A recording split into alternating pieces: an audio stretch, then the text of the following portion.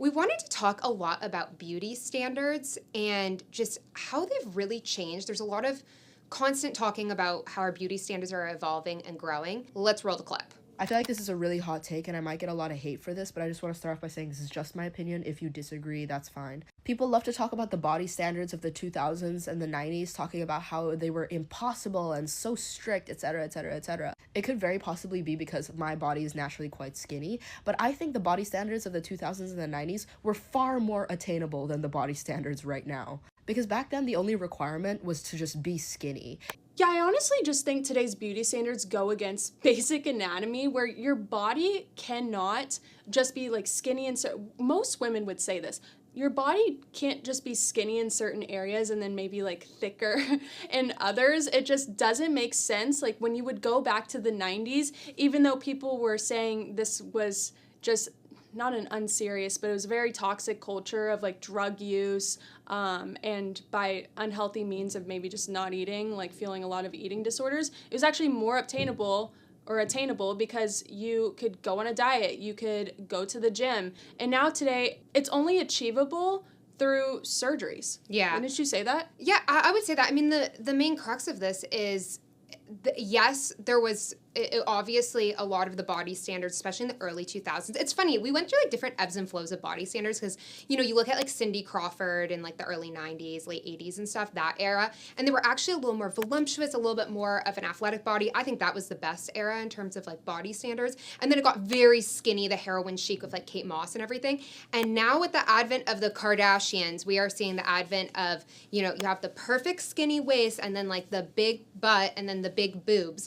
And I totally agree. That is actually harder to get because at least the skinny you can naturally get there. Sometimes very unhealthy means, not in any way promoting that.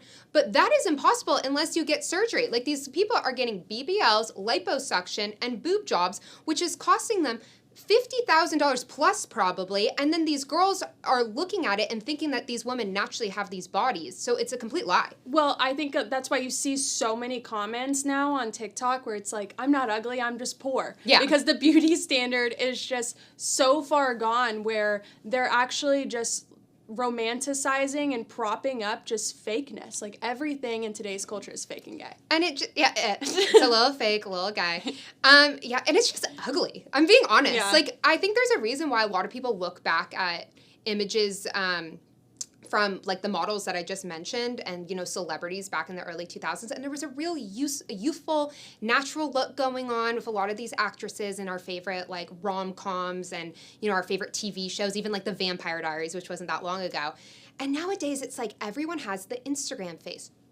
With the same Whoville nose. Yeah, exactly. And then the fake butt. It's gross. I'm over it. I'm like, bring back all natural. I think that's why people actually really love. I know Sydney Sweeney actually is very naturally blessed with like, you know, being bigger busted and stuff, but she has a very natural looking physique and a natural looking face. And you can tell actually her boobs are natural, versus like having, you know, the perfect boobs like this that you can tell have been done, you know what I mean? And so I think people like that. It's more achievable. Exactly. That's what I was just about to say. The reason why women like Sydney Sweeney and like Livy Dunn, who's that LSU gymnast, the reason why they're so sought after and why so many people find them so attractive is because it's that true all-American beauty where it's like they're embracing their like own natural physical features, maybe just accentuating them a bit. Obviously, like women want to wear makeup and look their best self, but it's the girl next door. It is your neighbor or your nanny. So I love that where it's just now we're getting back to like that all-American beauty instead of